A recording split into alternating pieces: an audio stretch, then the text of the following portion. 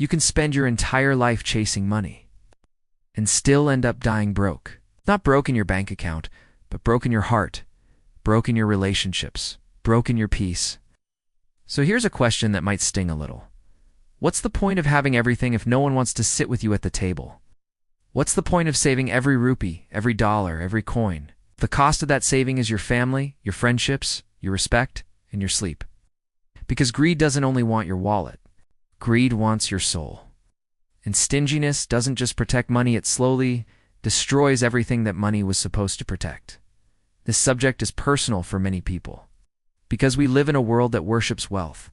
The internet celebrates luxury. Society respects the flex. Everywhere you look, the message is the same. Get money, stack money, secure the bag. But very few people talk about the silent poison that sometimes grows beside that bag: greed. Stinginess. A tight-fisted mindset that slowly turns a person into a locked door. And the scary part is that it rarely starts with evil intentions. It often begins with fear. Maybe you grew up watching your parents struggle. Maybe every bill in your childhood house felt like a crisis. Maybe you saw what poverty does to people's dignity.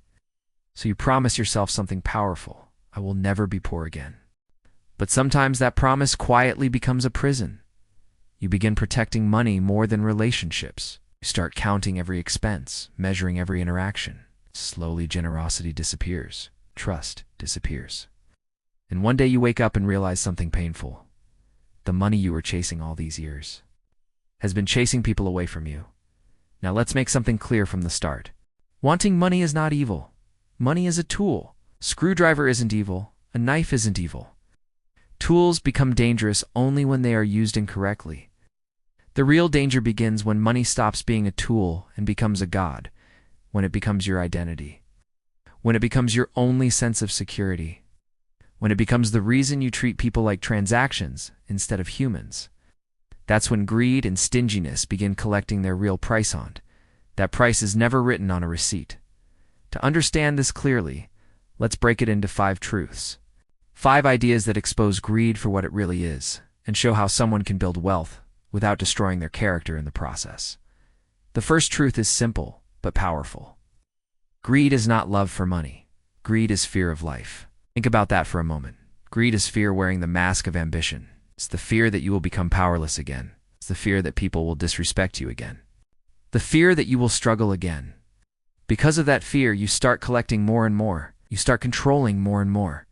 You don't just want enough. You want far more than enough. Because enough feels fragile to you. Enough feels like it could disappear. So you hoard, you guard, you tighten your grip. But the problem is this. A hand that stays closed too long forgets how to hold anything gently. Many people believe greedy individuals are simply bad people. But psychology tells a deeper story. Often there is a scarcity mindset behind greed. A brain trained by experience to believe that the world is unsafe and resources are limited. When the mind believes survival is always at risk, it grabs harder. It protects harder. It collects more than it needs. But here is the tragic mistake. Hoarding does not create safety.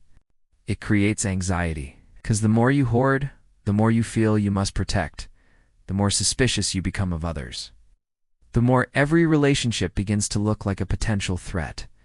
And eventually your entire life becomes a security mission rather than a human experience. Think of money like water. You need water to survive. But if you trap water inside a closed tank and never allow it to move, it becomes stale. It becomes dirty. It begins to smell. Flowing water stays fresh. Healthy money works the same way. It moves. It pays bills, builds assets, and creates stability. But it also supports people, creates opportunities, and strengthens relationships. The goal is not reckless spending.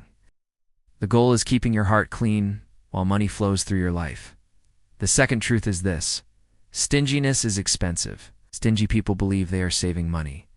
In reality, they are purchasing loneliness. They are buying distrust.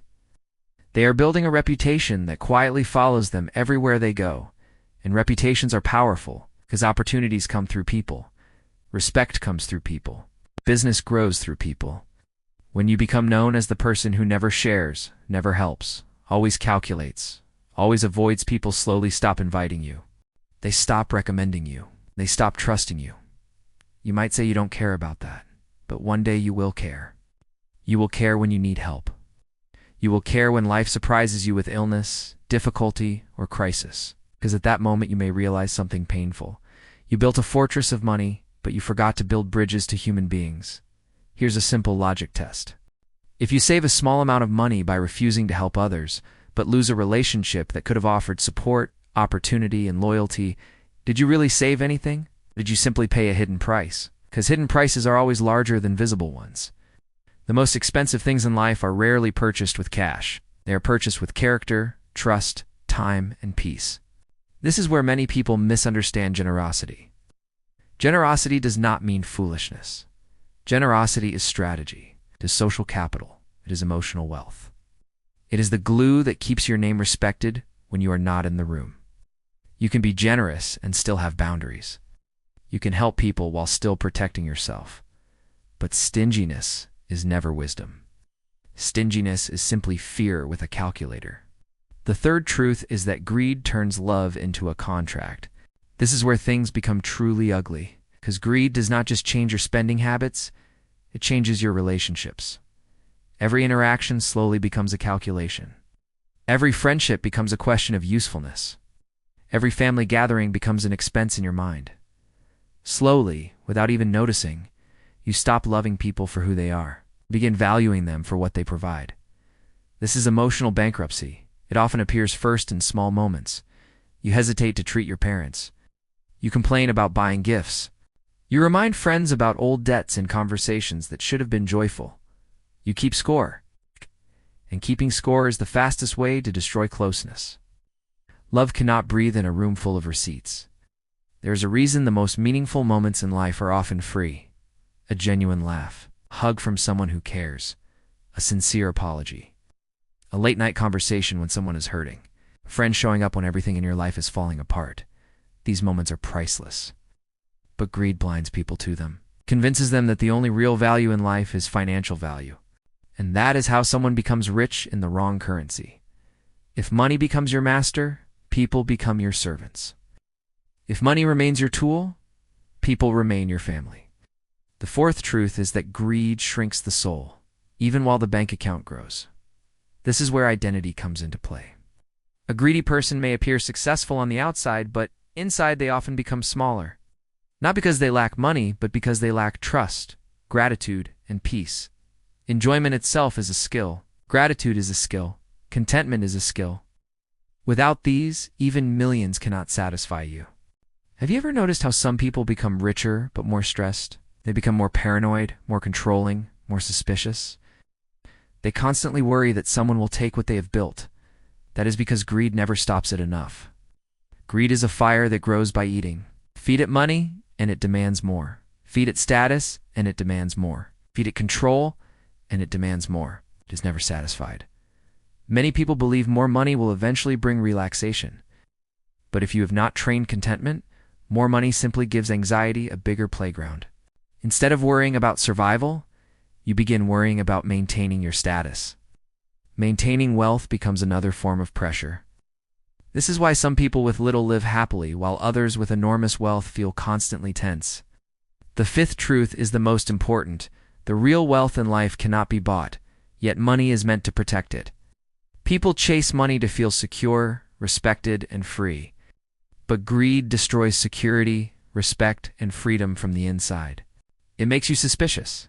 It isolates you, makes happiness dependent on numbers, and numbers do not love you back. Money is a good servant and a terrible master. If you serve money, you become enslaved to fear. If money serves you, it becomes a tool for building a meaningful life. Now, let's make this lesson unforgettable with a story. There was a man named Farhan. He didn't start greedy. He started scared. He grew up in a home where every bill caused arguments. Did school fees felt like emergencies? His father struggled to provide, and Farhan saw how society treated a man who could not earn enough. Watching his parents struggle created a vow inside him. As a teenager, he promised himself something powerful. I will never be poor again. That promise pushed him to work hard. Farhan studied business, started small ventures, and slowly built success. He was sharp, hardworking, and ambitious. His income grew quickly. At first he was generous. He helped his parents. He supported his siblings, felt proud that he had finally broken the cycle of poverty. Then betrayal happened. A friend borrowed money and disappeared. A business partner cheated him. A client delayed payments for months. And something changed inside Farhan. Not gradually, like a switch flipping inside his mind. He decided never to trust easily again. From that day onward, he became extremely cautious. Then cautious became tight. Tight became cold. Farhan began saying no to almost everything. Stopped helping without conditions. Stopped giving without documentation. Every request became a negotiation. At family dinners, he became the man who forgot his wallet. At weddings, he gave cheap gifts while blaming inflation. When his younger cousin asked for help paying university fees, Farhan insisted he sign a formal agreement promising repayment. The cousin laughed awkwardly, thinking it was a joke, but Farhan remained serious. "Business is business," he said. Over time, Farhan's wealth increased, but his warmth disappeared. The strange thing was that no one confronted him. People simply adjusted. They stopped asking him for help. They stopped sharing personal stories. They called him only when necessary. Farhan told himself he liked it that way. Less drama, fewer users. But deep down, something felt empty. Then the real test came. Farhan's mother became seriously ill. Suddenly, hospitals, doctors, and treatments became part of his daily life. Farhan had no problem paying for the best medical care. Private room, best medicine. No hesitation. For him, money meant control. But illness required more than money. It required emotional strength. It required family presence. It required unity. And that was when Farhan discovered something shocking. You cannot pay someone to love you like family does. You cannot purchase sincere concern. You cannot buy loyalty in a moment. Either those relationships were built over years, or they were not. At the hospital, Farhan expected relatives and siblings to support him, but visits were short. Quick greetings, quick prayers. Then people left. Some sent messages instead of showing up. Farhan felt anger growing inside him. Where was everyone? But the truth was simple. People remembered not only that Farhan helped financially in the past, but how he helped. They remembered the cold tone, the conditions, the humiliation. When he needed emotional support, people did not know how to stand beside. Someone who had spent years creating distance. One late night, Farhan sat alone in the hospital hallway. An elderly cleaner was quietly mopping the floor nearby. The cleaner looked at him and asked gently, "Long night?" Farhan nodded. The cleaner said softly, "When my wife was sick, the hardest part wasn't money. It was sitting alone," Farhan whispered. "At least you had someone."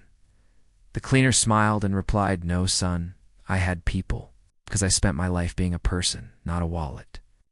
That sentence hit Farhan like a shock. Being a person, it's not a wallet.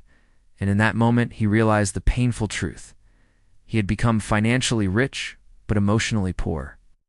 A few days later, his cousin, the same cousin who had signed that agreement, arrived at the hospital. He brought food and tea. He sat quietly beside Farhan. Finally, Farhan asked, "Why did you come after how I treated you?" The cousin replied calmly, "Because your mother was kind to me when I was young. She fed me when we had nothing. I didn't forget. I'm not here because of you. I'm here because of her. And because I don't want to become like you." Farhan felt frozen. That was the twist. Karma. It didn't reach him through money, it reached him through memory. His cousin came because of the kindness Farhan's mother had shown years earlier. Farhan realized he had been living off emotional wealth his mother created while slowly destroying it with his greed. That realization changed him. Farhan began apologizing to his family. He paid his cousin's university fees and tore up the agreement. He started helping quietly without humiliation. He learned to balance wisdom with generosity. And slowly something returned to his life that money had never been able to buy: peace. That is the real lesson. Greed and stinginess don't just damage finances or relationships, they damage the soul. They isolate you from the very people who make life meaningful. True wealth is balance. It's the ability to build success without losing your humanity. Because in the end, the most important question is not how much money you made. The most important question is who you became while making it.